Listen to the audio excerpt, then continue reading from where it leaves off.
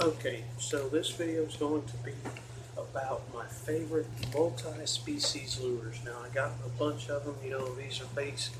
These are baits that will, for around here, may as well use them for. You know, crappie, bluegill, and bass is the main species around here. Um, got a couple grubs. Got some bladed baits. Got some bluegill and crappie baits, mainly for bed fishing. For bluegill, I actually have one here that I caught the red ear in the video I posted a couple days ago of the surprise catch video was a little red ear that I caught on a little piece of red plastic basically. And then I got a little bit of a different part over here. These baits over here in the corner are ultra finesse bass lures, and one of them will be also used for bluegill and crappie bed fishing, but the other three are basically just ultra finesse bass fishing. So first I'm going, sorry about that. First I'm going to go with the, all right. First I'm going to go with the multi-species lures. So number one is this bait here. This bait is basically just a giant grub, curl-tail grub. It's a 3-inch grub, and it's sort of a chartreuse, kind of a yellowish clear with a bunch of silver flakes in it, and it's pretty cool. I've used them a lot. I've caught a couple fish on these before, just sitting there swimming them real slow around them bass beds. I think they would work pretty well, but when I caught them, I was basically fishing along a grass line, fishing it real slow, just reeling it, and I caught 2 on it last year with just a green and yellow jig head. And this here would work good for big bluegill, big crappie, bass, and smallmouth. We don't have smallmouth around here, but they say smallmouth love grubs. I think this here would be a perfect size grub for smallmouth. So next is another grub that I got. This one here, I call it a bleeding grub. Now the reason why I call it a bleeding grub is I got an orange and black head, and then right here on the belly, on the bottom of it, it's got a red and black line, and then on the tail it's got black and then red. So I call it the bleeding grub, and it's got some black spots on it. I don't know really what those black spots are for. I guess just some more color added to the bait, but it's a very thick plastic. It's very thick on the tail. I don't know if that causes more action. I actually haven't fished this yet. I just found it a couple days ago in my old tackle box that I didn't even know I had it. But that's basically what this is just a big grub. I think it worked good for crappie, bluegill, or bass. It might be a little bit too big. I think these both are a little bit big for bluegill, but I think they would work for crappie and bass. Now this here is a bait that I think will work good for bass, bluegill, crappie, anything that swims really. It's just this little bitty jig head with a little bitty underspin and a tiny swim bait, tiny white swim bait. And it's got a red eye, as you can tell, and it's got this little bitty blade, and this little bitty blade gives it a lot of flash to it, believe it or not. Just that little bitty blade. You wouldn't think that little blade would give it much action and flash, but it does. And then it's got that little bitty boot tail. It's a very small swim bait, but I think this thing could catch bass from Canada to Florida, from New York to Los Angeles, California. I think that it could catch fish anywhere. I think it is a very I don't know what word I really want to say, attracted lure. I think it would work for anything from peacock bass down in Florida to, well, I know it works for largemouth up here because I have caught a fish on it. It wasn't a very big one, like a 12-incher, but still, you know, it works. I think it would work anywhere in the world. I honestly do, because it's just a little spinner with a little bitty swim bait. I think it mimics a minnow very well. So next is the bladed baits. Now this here is just a little beetle spin. It's a nice little grub with a little bit heavy jig head mainly for casting. And then I got this little bitty spinner. It's a little bit bigger spinner. Well, it's quite a bit bigger spinner than the other one. You can tell that the spinners are quite a bit different in size. But I like the heavier jig heads. Now you can use the small ones if you're going like ultralight fishing for smallmouth, or not smallmouth, sorry, for crappie or bluegill.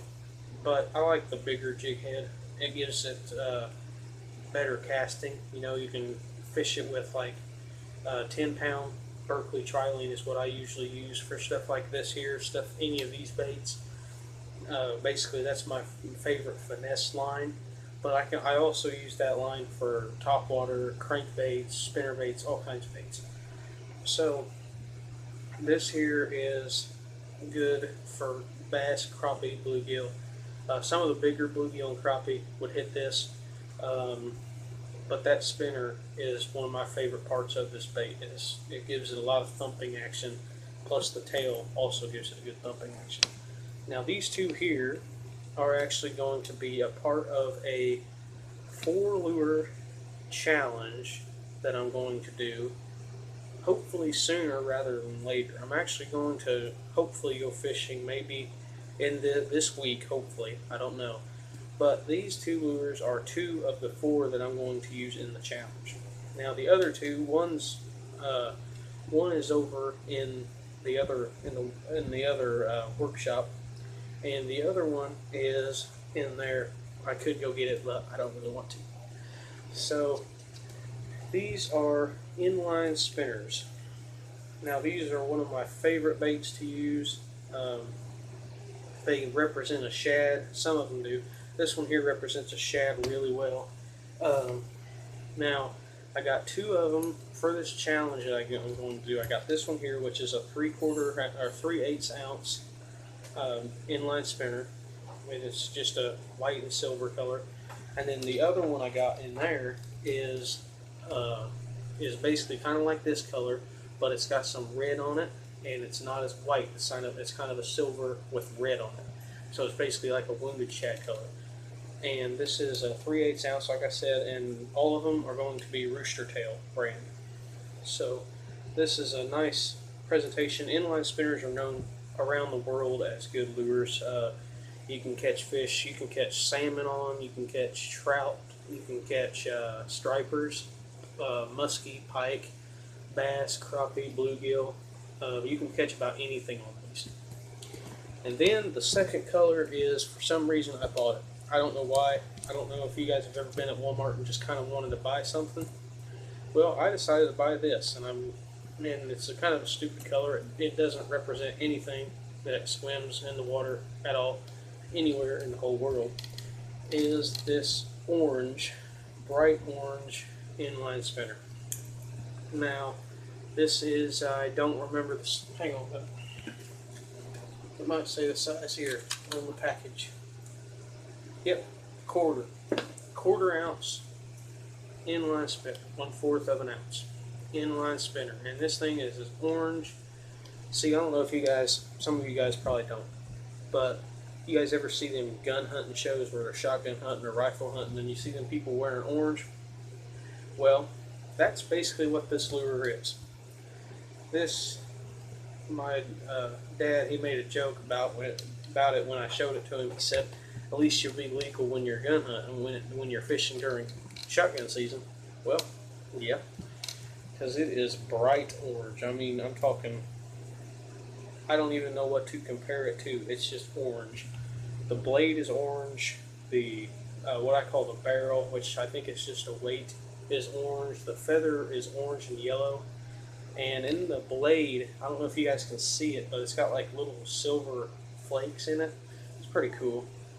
And then the other inline spinner is actually an inline spinner that I bought a while back and then gave it to my dad. And it is painted blade just like this, but it's pink. I'm talking like Pepto pink. This pink as pink can be. And the feather's pink, the barrel is pink, and so is the blade. So I'm going to do a little bit of a challenge, the 2 ridiculous colors, orange and pink versus 2 shad colors. Hopefully I'll be able to do that video soon. Next is these little bluegill and crappie baits. This one here is just a little straight tail minnow style bait. I don't know if you guys can see that. It's got a lot of action on a little bitty jig head. Then this here is what I caught that red ear in one of the videos, just a piece of red plastic on a white jig head. Then here are the baits. Hang on a minute. I'll show you guys these real quick.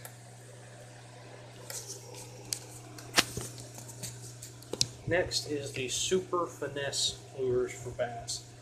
Now this here I think is pretty cool. See, I don't know if you guys watched, oh wait, I didn't do a video I don't think on those lures. Anyway, the other day I went up to Indiana, up north in Indiana, and bought some lures. I bought, what all did I buy? I don't really remember, but the one thing that I did buy was a finesse jig. Oh, I bought a finesse jig, a swim jig, and some super flukes, some giant super flukes. Well, see, I bought some green pumpkin net bait craws quite a while back, and I put part of a craw on that finesse jig. Well, what was I going to do with the other part? I don't know. I was kind of lost about what I was going to do with it. I didn't really want to throw it away, so I stuck an orange jig head in it. I'll show you guys real quick the jig head. I don't know if you guys can see that orange down there, but that is the jig head. And I basically done it like you would a tube, only it's like a little finesse Ned rig. And basically what it does is when it falls like this, and when you hop it, it sits like that right there on the bottom. I don't know if you guys can see that, but you see the hook right here. Them bass, as soon as they hit it, they'll have that hook. And that flat part right there where I broke the craw legs off, it will sit just like that, and it will work really well. I believe it really will. And I think it would work pretty well during spawning time as well, which spawning time is kind of over, kind of not. I don't know. I haven't been fishing in a while, so I don't know what the bass are doing at this moment. But next is little finesse shaky heads for bass. Now this is pretty cool. You know, I think it's one of my favorite. It's starting to become one of my favorite finesse baits for bass. And that's these little jig heads with little bitty 3-4 inch worms. Now this here is a green pumpkin. It's half of a green pumpkin Zoom finesse worm with a little bitty white jig head. Now where would you use these little bitty worms like this? Well, I've caught a lot of bass actually casting them out in front of trees. Now they're not super weedless, so don't go and throw them around grass. But the best way to throw them is if you have, like, here's a pond right here. Okay, here's the pond. Here's you standing here on the edge of this pond. Well, there's a tree over here. Hang on 1 minute. Okay, so I drew this up real quick. It's not very good. But you see how I am sitting right there. Right there is me. It says me. Here is a tree, and then it says tree with an arrow pointing at it. So basically, where would you throw that worm? Well, you throw it here, in the little part right back over here, in this little pocket between the bank and the tree. Then, if you want to, you can go around and come right over here and throw it back to this pocket right there. But you can also throw it right there in the middle and let it sink down real slow, and you can catch them. Yeah, I have caught actually a lot of bass doing that, and it's not real hard. You basically just cast out, let it sit real slow fall. Next is this right here. Now this is a really thin worm, and then it gets real big like a bubble tail. This is I got it in a mystery tackle box. It's called a flicker worm. It's by Catchco. It's got a red tail and a green and white jig head. That's another little finesse shaky head. And then this here is actually the other end of the flicker worm, sort of a finesse Ned rig, watermelon red color with a white jig head. So that's the video. I hope you guys liked the video. Make sure to comment, ask any questions that you have.